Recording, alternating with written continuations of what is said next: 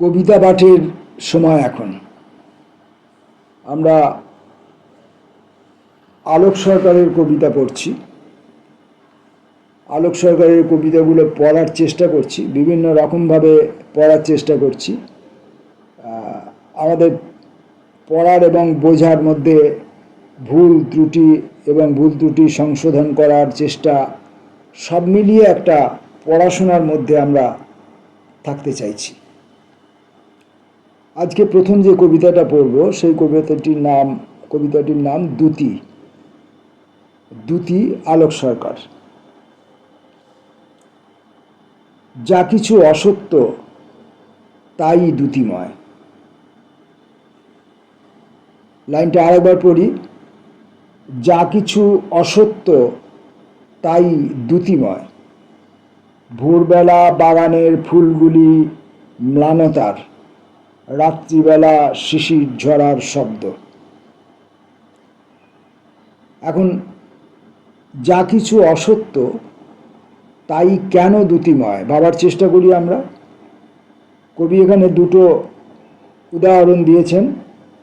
ভোরবেলা বাগানের ফুলগুলি ম্লানতার আর রাত্রিবেলা শিশির ঝরার শব্দ। এগুলিকে তিনি ভোরবেলার বাগানের ফুলের মধ্যে তিনি ম্লানতা লক্ষ্য করেছেন, এটিকে তিনি অসত্য মনে করছেন এবং দ্যুতিময় মনে করছেন। এবং রাত্রিবেলা শিশির ঝরার যে শব্দ, শিশির ঝরার শব্দকেও তিনি অসত্য মনে করছেন, অথচ তাকে দ্যুতিময় মনে করছেন। আমি অন্য মন হাঁটি নিরুদ্দেশ। আমি আজকাল পাখির ওড়ার ছন্দ ভাবি না, দেখি না 10-12 রকমের মেঘ। সবই এক বাড়িতে ফেরার গল্প। বারান্দায় আজও তেমনি দাঁড়িয়ে আছো অপরাহ্ন, সিঁদুর মেঘের মেদুর প্রয়াস আর কত অসহায় পরিশ্রম। কোথাও নির্মাণ নেই, আবির্ভাব।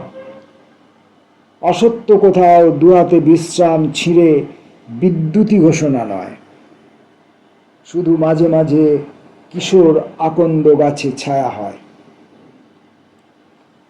বাদামি রঙের ছায়া, ঠান্ডা স্থির, আর তার মাঝে 10-12টি রেখা অন্ধকার। তখন দূরের পুকুরের নিচে যেন শাঁখ বাজে। 10-12টি রেখা কীর্ণ সমন্বয়। তখন কোথাও আকন্দ ফুলের গাছ নেই, ছায়া নেই। তখন কেবল আবহমানের শঙ্খ পুকুরের নিচে দীপ্ত বাজে। এই আরেকটি এরকম অজস্র উপমা, যেগুলি সত্য নয় অথচ দ্যুতিময়। কবির নিজস্ব অনুভূতি, একান্ত অনুভূতি, ব্যক্তিগত অনুভূতি। আমরা যদি এই অনুভূতিকে স্পর্শ করতে চাই তাহলে সেটা ব্যক্তিগতভাবে আমাদের অন্বেষণ করতে হবে, অথবা কখনো কোথাও তেমন ঘটনা, পরিস্থিতি, আবহের মধ্যে পড়ে গেলে আমরা এই ধরনের অভিজ্ঞতার মুখোমুখি হতেও পারি। অনতিক্রম, পরবর্তী কবিতা অনতিক্রম। 2 রকম আলো আছে আমাদের। ঘরের ভিতর একরকম, ঘরের বাইরে দ্বিতীয় রকম। আমি যদি সমস্ত জানালা খুলে দিই, সমস্ত দরজা, ঘরের ভিতর আলো বাইরের মতো হবে? সমস্ত জানালা খুলে দিলে ঘরের ভিতর আলো বেশি হয়, সমস্ত দরজা খুলে দিলে। কিন্তু কোন স্থির স্পষ্ট উচ্চারণ? ঘরের ভিতর আলো চিরদিনই তার স্বাতন্ত্র্যের। আমি কোনোদিন বাইরের আলো তাকে ঘরের ভিতর জ্বালতে পারবো না। শুধু মাঝে মাঝে বাইরে দাঁড়াই এসে দ্বিতীয় আলোয়। তখন নিশ্চিত দ্বিতীয় মানুষ দেখি, বিপরীত আকাশ, মেঘের বিশিষ্ট পোশাক। তখন আমার ভয় খুব স্তব্ধ হয়। যেমন নদীর বুকে মাঝি, যেমন জ্যোৎস্নার ভিতরে রক্তিম কৃষ্ণচূড়া, আমি কত বেশি আমার ঘরের কথা ভাবি। কিন্তু দূর হেমন্ত শিশির যেন বৃষ্টির পরের ভিজে ঘাস, আমি কোনোখানে আমার ঘরের আলো দেখতে পাই না। শুধু অরক্তিম এক অনুভব, মুখ পাহাড়ের উপরে হলুদ ফুল, দুটি পূর্ণ ফল পড়ে আছে লুণ্ঠিত একাকী।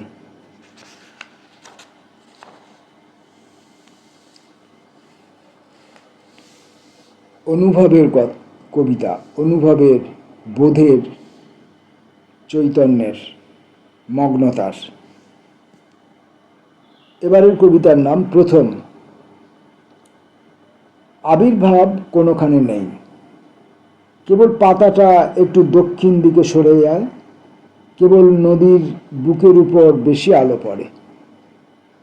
আবার পড়ি, আবির্ভাব কোনোখানে নেই, কেবল পাতাটা একটু দক্ষিণ দিকে সরে যায়, কেবল নদীর বুকের উপর বেশি আলো পড়ে। আমি শুধু প্রতীক্ষায় থাকি, বধির গোলাপ ডালের ঘটনা থেকে মাটির সংবাদে। আমি শুধু প্রতীক্ষায় থাকি, বধির গোলাপ ডালের ঘটনা থেকে মাটির সংবাদে। সন্ধ্যায় ঝিঝির কণ্ঠ, অলস প্রবাহ। শুধু এই সব, আর ম্লান অর্থহীন উৎসবের স্ফুরিত রেখার দ্যুতি, রক্ত কৃষ্ণচূড়া বাড়ায় ক্ষুধিত হাত দিকে দিকে। পীত রুগ্ন পরিশ্রম, যেমন বৈশাখী নিয়ম নিরুদ্ধ সমারোহে শীত মূর্খ অঙ্গরাগ। যেমন বৈশাখী নিয়ম বিরুদ্ধ সমারোহে শীত মূর্খ অঙ্গরাগ, আবহমানের শ্বেত প্রথিত বিরাম। আমি শুধু প্রতীক্ষায় থাকি, সব স্বেচ্ছাচার ভেঙে দিয়ে কখন গলির মোড়ে নিস্পৃহ আধারে হাঁটু মুড়ে শানিত স্তব্ধতা, হিম তামস প্রথম।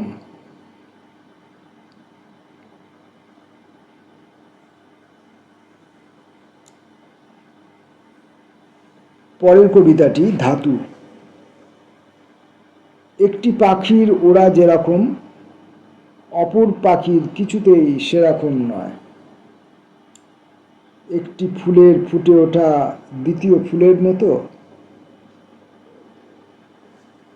কোথায় বিভেদ জলে অমলিন। আমি অতি মনোযোগ ফুলের বিন্যাস দেখি, মানে আমি অতি মনোযোগে ফুলের বিন্যাস দেখি, কিন্তু লেখা আছে মনোযোগ। আমি অতি মনোযোগ ফুলের বিন্যাস দেখি, পাখির গতির দ্যুতিময় সচ্ছল স্বাধীন। গোপনে কোথায় সাদা অশ্রুময়, আমি রাত্রি দিন বিশ্লেষণ করে দেখি প্রতিটি পাপড়ির শিরার ঘনিষ্ঠ কারুকাজ।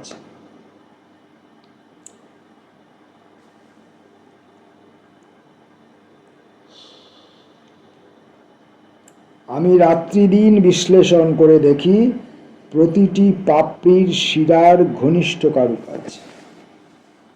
সবই এক শীতল প্রস্তুত ছবি, তবু কোনখানে তামসী স্রোতের স্তব্ধ অস্বীকার।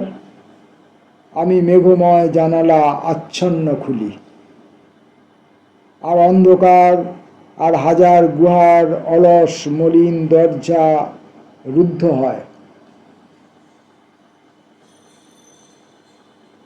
আর অন্ধকার আর হাজার গুহার অলস মলিন দরজা রুদ্ধ হয়। আমি অনুভব করি ধাতু আয়োজন অকল্প জ্যোৎস্নার।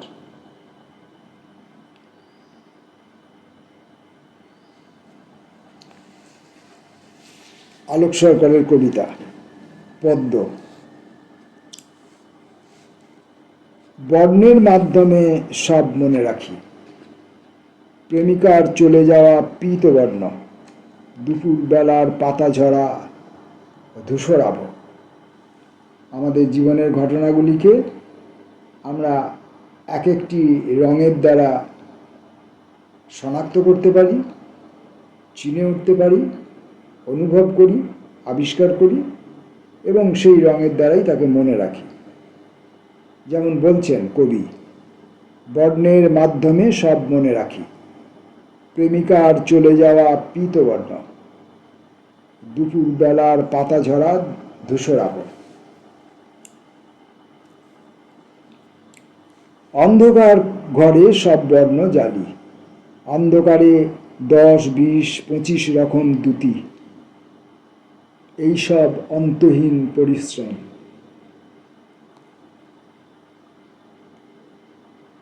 মাঝে মাঝে উল্লোল হাওয়ার তীব্র আরো বিচ্ছুরণ আগ্রহী উচ্ছ্বাসে আসে, প্রথম মৃত্যুর অবগাঢ় রক্তিম তামস রূঢ় দাবি। অভ্যর্থনা সহজ প্রস্তুতি, আর কিছু নয়, বসন্ত বিকাল নয়, শব্দের প্রকাশ নয়, শুধু উন্মিলন।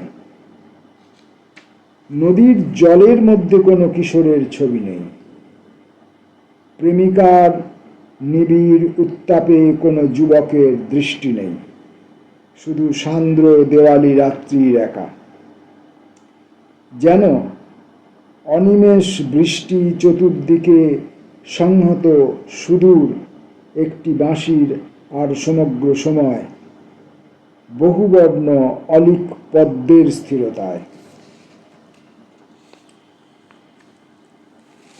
আজকের মতো শেষ কবিতাটি ঘণ্টাগুলি।